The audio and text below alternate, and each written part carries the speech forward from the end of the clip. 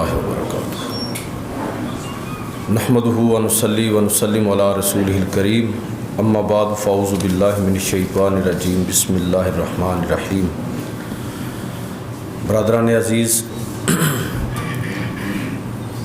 درس سیرت کا جو سلسلہ جاری ہے، آج اس سلسلے کی یہ چوتھی گفتگو ہے۔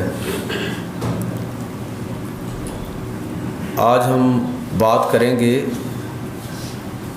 کہ نبی آخر الزمان حضور سید عالم صلی اللہ علیہ وسلم کی عمر مبارک جب کوئی 40 سال کے قریب ہونے لگی تو اس وقت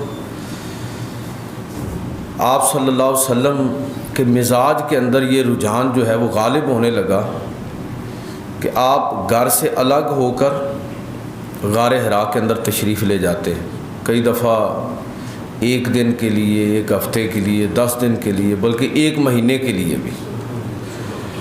تو یہ تقریباً لگ بھگ کچھ 6 ماہ کا عرصہ ہے جو آپ نے اس انداز میں گزارا۔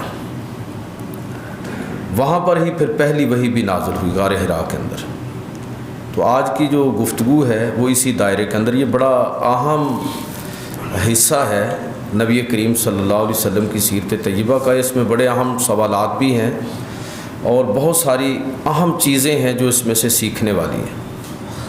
تو آج کی گفتگو اسی تناظر میں چند باتیں عرض کروں گا۔ ایک تو یہ بات ہمیں سمجھ آتی ہے کہ نبی صلی اللہ علیہ وسلم کی یہ جو زندگی کا یہ حصہ ہے، اور پھر بعد میں وہ کسی نہ کسی شکل میں اس کا تسلسل بھی ہمیں نظر آتا ہے، وہ ہے خلوت نشینی، عزلت نشینی، کہ نبی صلی اللہ علیہ وسلم الگ ہو کر بالکل گھر والوں سے کچھ وقت آپ نے صرف کرنا شروع کیا، بالکل تنہائی میں۔ تو جو بات یہاں سیکھنے والی اور سمجھنے والی ہے وہ یہ ہے کہ یہ جو آپ صلی اللہ علیہ وسلم کا الگ تھلگ ہو کر غور و فکر اور تدبر کے لیے غار حرا کے اندر بیٹھنا ہے، اس میں گویا کہ بندہ مومن کے لیے اور ایک داعی اسلام کے لیے ایک سبق ہے کہ وہ کچھ نہ کچھ وقت اپنی زندگی میں سے تسلسل کے ساتھ اس انداز میں نکالتا رہے کہ اللہ تعالیٰ سے اس کو تنہائی میں کوئی بات کرنے کا موقع ملے۔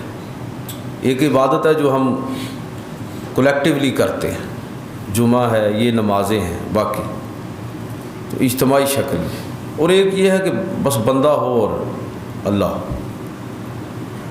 یہ بھی ایمان کی کہہ لیجیے کہ نقطہ کمال کے جو سلسلے ہیں ان میں سے ایک بڑی اہم چیز یہ بھی ہے جو نبی صلی اللہ علیہ وسلم کی سیرت میں ہمیں نظر آتی ہے۔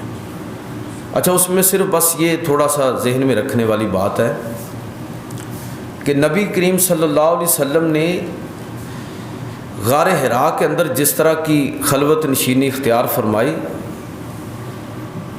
وہ خلوت نشینی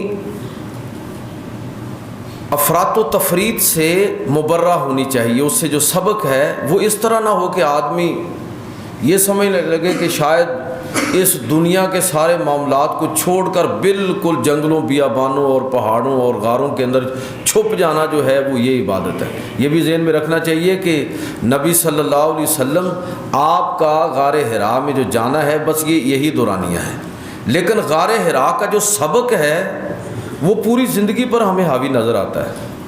مثلا آپ رمضان میں ہمیں 10 دن کا اعتکاف جو ہے اس کا آپ نے تلقین فرمائی، خود آپ صلی اللہ علیہ وسلم پورے رمضان کا اعتکاف، یہ اسی تنہائی اور خلوت نشینی کی ایک شکل ہے۔ پھر تہجد ہے، پھر دیگر مواقع ہیں۔ تو نبی کریم صلی اللہ علیہ وسلم گویا کہ تسلسل کے ساتھ بہت سارے اپنی زندگی کے اندر آپ نے ایسے مواقع طے کر رکھے تھے جس میں گویا کہ کوئی بھی دوسرا مخل نہیں ہے اللہ اور اللہ کے پیغمبر صلی اللہ علیہ وسلم کے درمیان۔ تو ایک تو یہ چیز میں سمجھتا ہوں کہ جو سیکھنے والی ہے اور سمجھنے والی ہے کہ یہی سے ہمارے جو علماء ہیں انہوں نے تصوف، احسان، سلوک، یہ ساری چیزیں یہی سے اخذ کی ہیں۔ یہ تصوف جو ہے وہ دین سے باہر کوئی ایسی چیز نہیں ہے، بلکہ اصل میں اسی تصور کی ایک منظم شکل ہے جس کو آپ تصوف کہتے ہیں۔ کہ آپ نے کس انداز میں اپنا تزکیہ کرنا ہے۔ یہ جو تنہائی انسان اختیار کرتا ہے تو کیا ہوتی ہیں اس میں چیزیں؟ دو چیزیں بڑی اہم ہوتی ہیں۔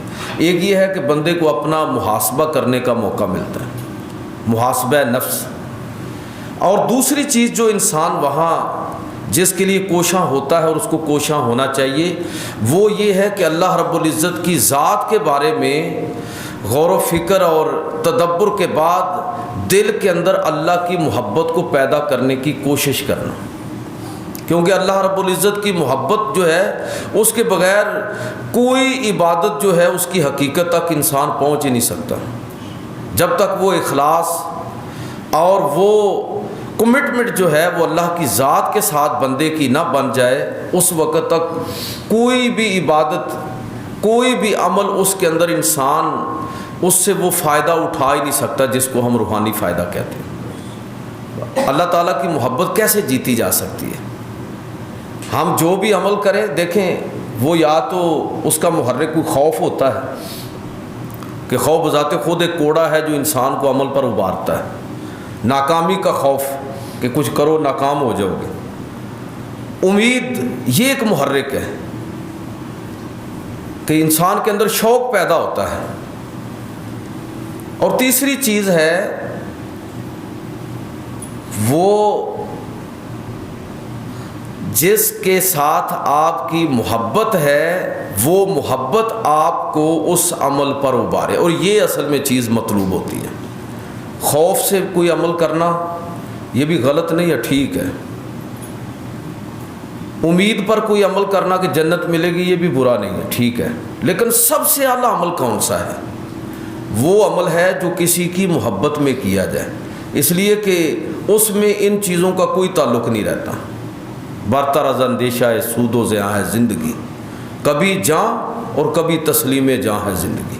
یہ جب آدمی اپنا ہر عمل جو ہے صرف اور صرف حوروں کے لالچ میں نہیں کرتا، اگرچہ وہ لالچ رکھنا جائز ہے، جنت کی نہروں کے وہ چکر میں پڑتے ہی نہیں ہے، وہ کہتا ٹھیک ہے، اس کا مطلوب اور مقصود صرف یہ ہے کہ میرا رب مجھ سے راضی ہو جائے۔ والذین آمنوا اشد حبا للہ، کہ وہ لوگ جو اللہ کی محبت میں اور اللہ کے عشق کے اندر اپنے آپ کو ڈبو لیتے ہیں اور غوطہ-زن ہوتے ہیں، یہ وہ لوگ ہیں جو کامیاب و کامران ہیں۔ اور یہ کون شخص ہے؟ کب یہ مواقع پیدا ہوتے ہیں؟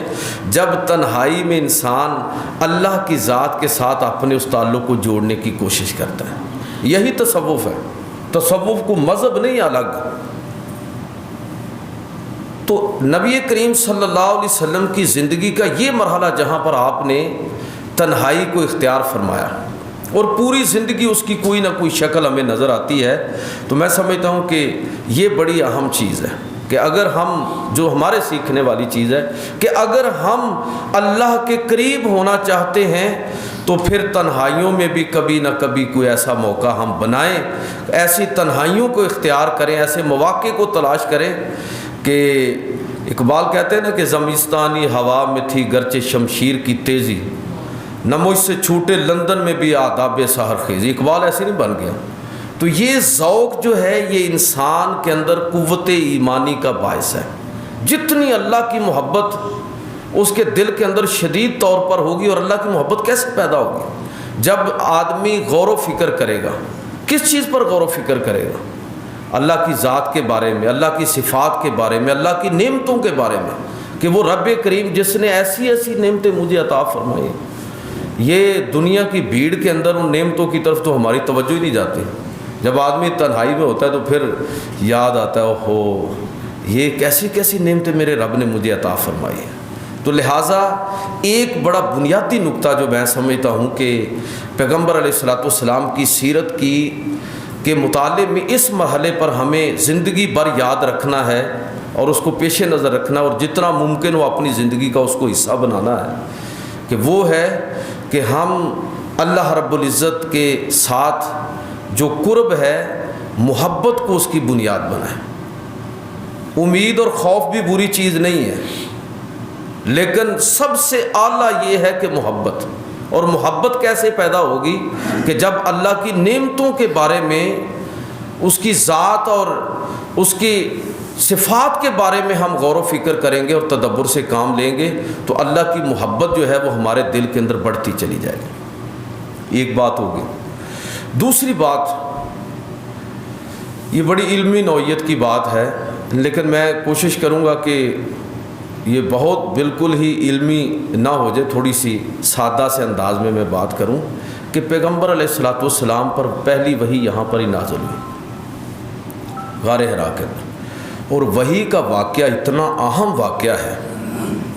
یہ سمجھ لیجئے کہ پیغمبر علیہ الصلوۃ والسلام کی زندگی کا ٹرننگ پوائنٹ ہے کہ اب آپ 40 سال کی زندگی کے بعد ایک نئے دور کے اندر داخل ہو رہے ہیں. تو یہاں پر وحی نازل ہوئی. بہت ساری چیزیں ہیں.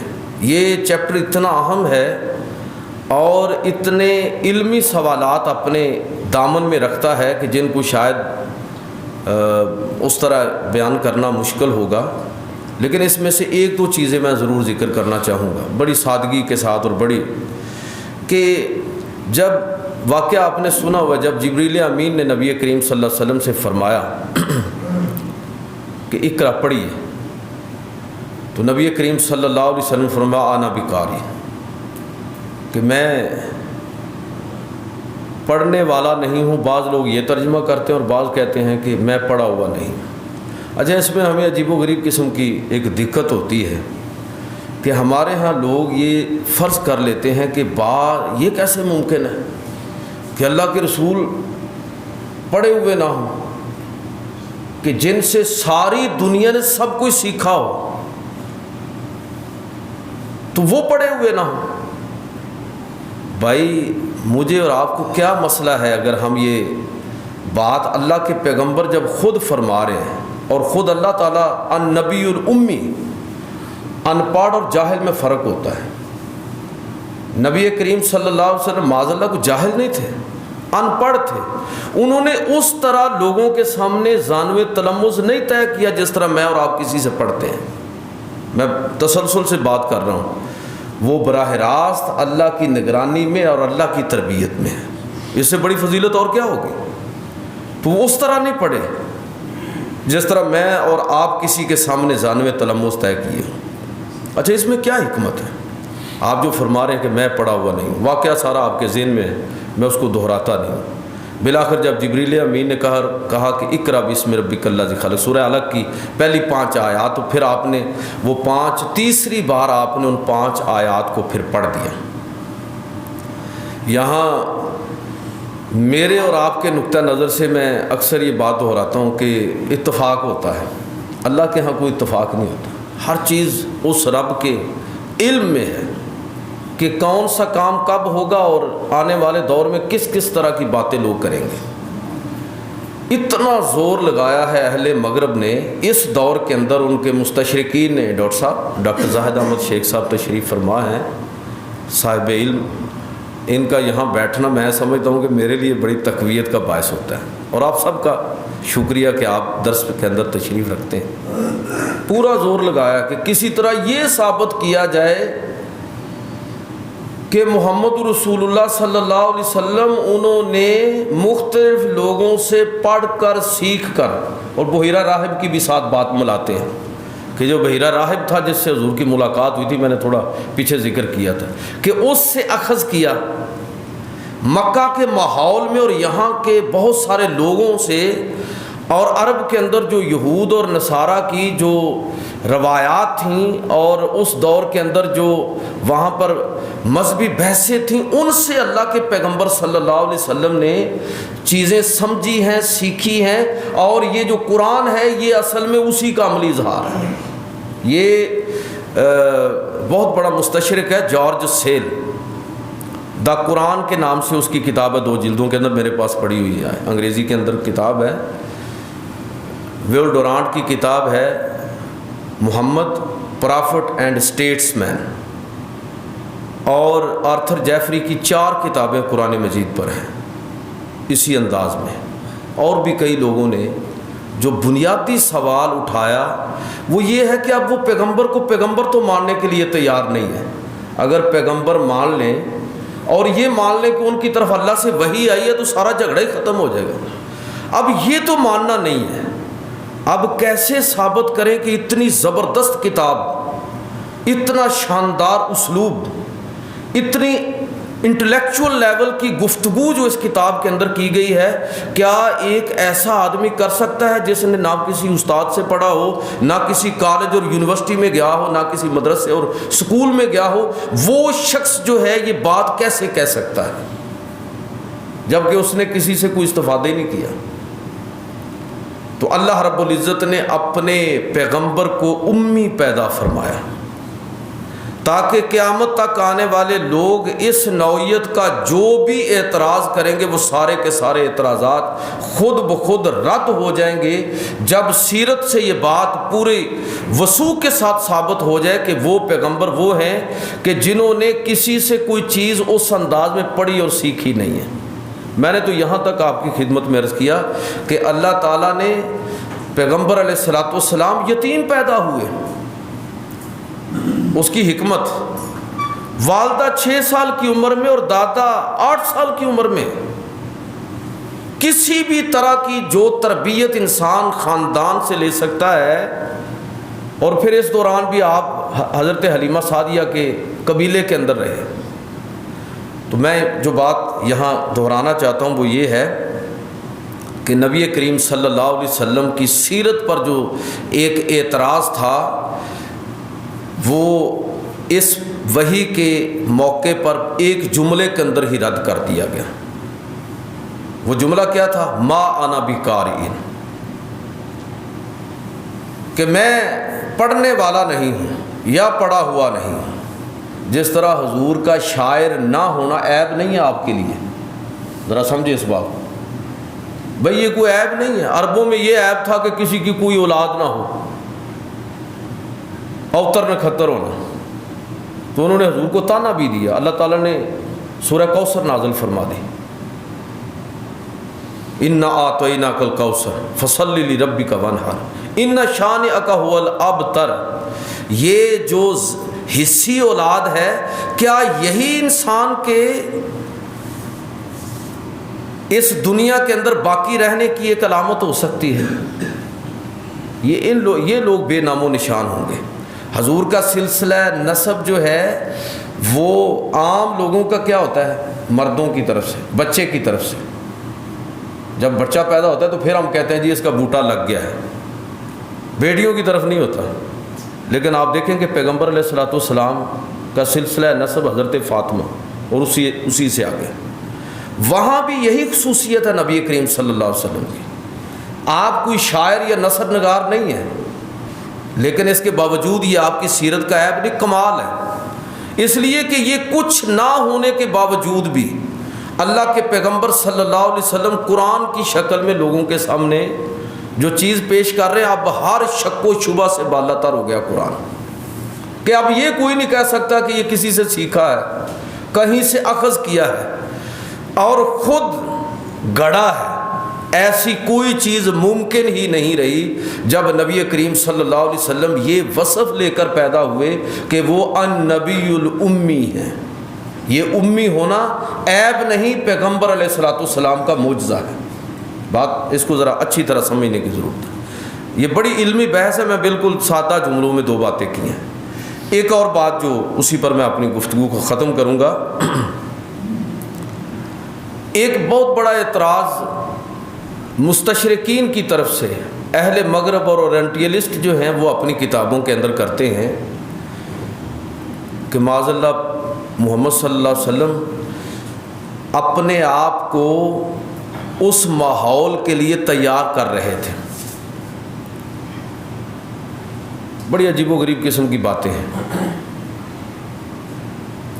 کہ وہ اپنے آپ کو اس ماحول کے لیے تیار کر رہے تھے، اور وقت کے ساتھ ساتھ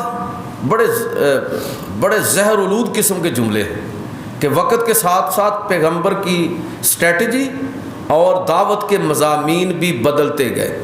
ایک دور میں جہاد کی ممانعت ہے اور پھر ایک دور میں اس کی ضرورت ہے۔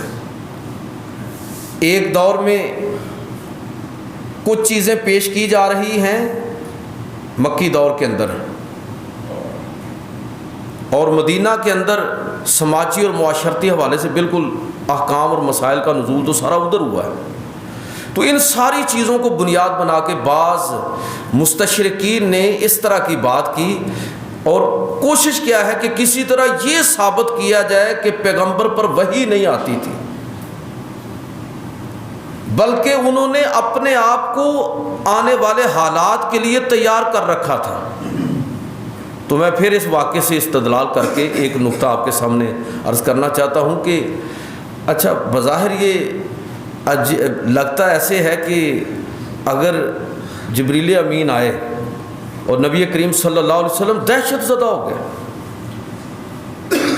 تو اگر اللہ تعالیٰ چاہتا تو بڑا پولائٹ سا ماحول رکھتا، جبریل امین اصل شکل کی بجائے انسانی شکل میں آ جاتے،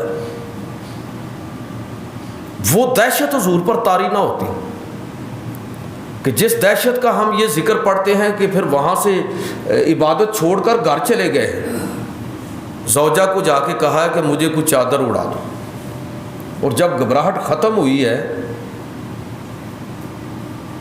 اس کے بعد سارا واقعہ ذکر کیا، اور اس وقت حضرت خدیجہ نے یعنی نبی صلی اللہ علیہ وسلم نے کیا فرمایا کہ مجھے اپنی جان کا خوف ہے، اور اس وقت حضرت خدیجہ نے فرمایا تھا کہ کلا واللہ لا يحزنک اللہ ابدا، اللہ کی قسم اللہ آپ کو بالکل ناکام نہیں فرمائے گا، انک لتصل الرحم وتحمل الکلہ وتکسب المعدوم وتقری الضیف وتعین علی نوائب الحق، اس لیے کہ آپ تو ایسے ایسے اوصاف کے حامل ہیں، لوگوں کی خیر خواہی کرنے والے، دوسروں کی مدد کرنے والے، ان کے بوجھ اٹھانے والے ہیں۔ پھر ان کو اپنے چچا زاد بھائی ورقہ بن نوفل کے پاس لے کر گئیں حضرت خدیجہ، اور پھر حضور نے وہاں سارا واقعہ بیان فرمایا۔ انہوں نے کہا کہ آپ پر جو وحی نازل ہوئی یا جس فرشتے کا آپ ذکر کر رہے ہیں کہ یہ تو پہلے انبیاء پر بھی آیا ہے، اب آپ اس امت کے نبی ہیں، کاش میں اس وقت تک زندہ رہوں جب یہ آپ کی قوم آپ کو یہاں سے نکال دے گی، اگر میں اس وقت زندہ رہا تو میں آپ کے ساتھ کھڑا ہوں گا، آپ کی مدد اور نصرت کروں گا۔ تو نبی کریم صلی اللہ علیہ وسلم فرمایا کہ کیا میرے قبیلے اور میرے خاندان کے لوگ میرے ساتھ یہ سلوک کریں گے؟ تو نبی صلی اللہ علیہ وسلم کے اس سوال پر انہوں نے کہا کہ ہاں ایسا ہی ہوگا، اس لیے کہ ہر پیغمبر کے ساتھ یہی ہوا ہے۔ یہ میں سنا اس لیے رہا ہوں آپ کو واقعہ کہ اس واقعے سے جو تاثر ابھرتا ہے وہ کیا ہے؟ وہ تاثر یہ ہے کہ اللہ تعالیٰ نے پہلی وحی کے وقت جو کیفیت نبی صلی اللہ علیہ وسلم پر طاری ہوئی، یہ مستشرقین اور قیامت تک آنے والے وہ تمام بد باطن لوگ جو پیغمبر علیہ الصلوۃ والسلام کی پوری نبوت اور رسالت اور دعوت اور تبلیغ اور پوری اس تحریک کو ایک پری پلان خدا کی اسکیم کی بجائے پیغمبر کی اسکیم کے طور پر پیش کرنا اور ثابت کرنا چاہتے ہیں، ان کا رد ہو گیا کہ اگر کسی آدمی نے پہلے سے کوئی تیاری کر رکھی ہو تو اس پر کبھی گھبراہٹ طاری ہوئی ہے؟ اس نے تو اپنے آپ کو تیار کر رکھا ہے اور کئی سالوں سے تیار کر رہا ہے وہ آدمی، لیکن یہاں جو ہمیں ماحول نظر آتا ہے وہ کیا ہے کہ نبی کریم صلی اللہ علیہ وسلم پریشان ہو گئے، اور پھر وحی اتری اور روایات کے مطابق 6 ماہ تک دوسری وحی نہیں آئی، 6 ماہ کے بعد، اور نبی صلی اللہ علیہ وسلم اس دوران جو ہے وہ پریشان ہوئے، یہ محسوس کرنے لگے کہ کہیں مجھ سے کوئی لغزش تو نہیں ہوگی کہ اللہ رب العزت کی وحی کیوں نہیں آ رہی، اور 6 ماہ کے بعد کہیں جا کے پھر جبریل امین اسی اصلی شکل کے اندر آسمان پر ظاہر ہوئے، اور انہوں نے پھر وہ آیات جو ہیں ایک دفعہ پھر اللہ تعالیٰ کے حکم کے ساتھ انہوں نے نبی صلی اللہ علیہ وسلم سے کلام فرمایا، اور آپ صلی اللہ علیہ وسلم دوبارہ گھر تشریف لائے۔ زملونی کا واقعہ اسی دور سے تعلق رکھتا ہے، اور پھر اس وقت یہ دوسری وحی نازل ہوئی تھی کہ یا ایھا المدثر قم فانذر، اٹھیے اور اب لوگوں کے اندر دعوت اور تبلیغ کا کام کیجیے، اپنے رب کا اب ذکر کیجیے، اپنے کپڑوں کو پاک اور صاف کیجیے اور نکلیے اللہ کی راہ میں اور اس دین کو دوسروں تک پہنچائیے۔ اس پوری گفتگو اور اس پورے تناظر میں جو چیز بالکل واضح ہوتی ہے، اور مغرب کے طرف سے جتنے بھی مستشرقین کے اٹھائے ہوئے یہ اعتراضات ہیں کہ جی یہ تو پری پلان تھا، یہ جی یہود و نصارہ کی تعلیمات سے ماخوذ تھا، یہ فلاں تھا، یہ فلاں تھا، یہ اتنے علمی نوعیت کے سوالات اور ڈسکشنز ہیں. میں نے صرف اس میں سے 2 چیزیں آپ کے سامنے عرض کی ہیں. کہنے کا مطلب یہ ہے کہ یہ بحث اٹھائی اس لیے جاتی ہے تاکہ کسی طرح مسلمانوں کے دل کے اندر پیغمبر علیہ الصلوۃ والسلام کی وحی کے بارے میں شک پیدا کر دیا جائے، اور جب وحی کے بارے میں شک پیدا ہو جائے گا تو باقی ساری بات ویسے ہی ختم ہو جائے گی. لہٰذا ہمیں یہ بات اس میں کسی سادہ انداز میں ایسی تعویل اور تعبیر کرنے کی ضرورت نہیں ہے ان روایات کی اور سیرت کے ان واقعات کی کہ جس سے نبی کریم صلی اللہ علیہ وسلم پر جو اعتراضات آ رہے ہیں اور آنے والے ہیں کہ ان کو ہم خواہ مخواہ جو ہے سپورٹ کرنے والے بن جائیں. تو بہرحال اس میں یہ 2 باتیں میں نے آپ کی خدمت میں عرض کی ہے. ایک تو خلوت نشینی کے حوالے سے ہمارے لیے ایک نمونہ ہے، دوسرا وحی کے آغاز میں جو واقعہ ہے اس میں بھی ہمارے لیے ایک سبق اور نمونہ ہے. اور اس میں ایک چیز ہم نے سیکھی ہے کہ اللہ کے پیغمبر صلی اللہ علیہ وسلم کا یہ واقعہ گویا کہ بذات خود اس بات کی تردید ہے جو لوگ کہتے ہیں کہ یہ اہل کتاب کا چربہ ہے قرآن، اور جو لوگ کہتے ہیں کہ محمد صلی اللہ علیہ وسلم اپنے آپ کو نبوت و رسالت کے لیے تیار کر رہے تھے. تو ایسی جو ایک دہشت ناک قسم کا ماحول ہے، ایسے آدمی پر نہ طاری ہو سکتا ہے نہ پیدا ہو سکتا ہے. تو اللہ تعالیٰ نے یہ ماحول بذات خود کریٹ کیا، پیدا کیا، تاکہ یہ تاثر ہی نہ بنے کہ یہ گویا کہ اپنے آپ کو اس تیاری میں اور ایسا کرنے کے لیے اپنے آپ کو تیار کر رہے تھے. اللہم صلی اللہ سیدنا مولانا محمد علیہ وسلم. ربنا آتنا فی الدنیا حسنہ وفی الآخرۃ حسنہ وقنا عذاب النار وادخلنا الجنۃ مع الابرار یا عزیز یا غفار یا رب العالمین. اے اللہ دین کا فہم عطا فرما، پیغمبر علیہ الصلوۃ والسلام کی شان اور عظمت کے جو خفیہ گوشے اور پہلو ہیں اللہ ان کو ہم پر منکشف فرما. نبی صلی اللہ علیہ وسلم کے پیغام کی حقیقت تک پہنچنے کی توفیق عطا فرما. حضور کی ذات پر جو بدبخت لوگ اعتراضات اور سوالات اٹھاتے ہیں، اے اللہ ہمیں سیرت کے ان گوشوں تک رسائی نصیب فرما کہ ہم ان اعتراضات اور سوالات کے کھوکھلا پن کو سمجھ سکیں اور حضور صلی اللہ علیہ وسلم کی سیرت کو صحیح معنوں میں اپنے لیے نمونہ بنا سکیں. فصلی اللہ تعالی علی رسولہ خیر خلقہ محمد.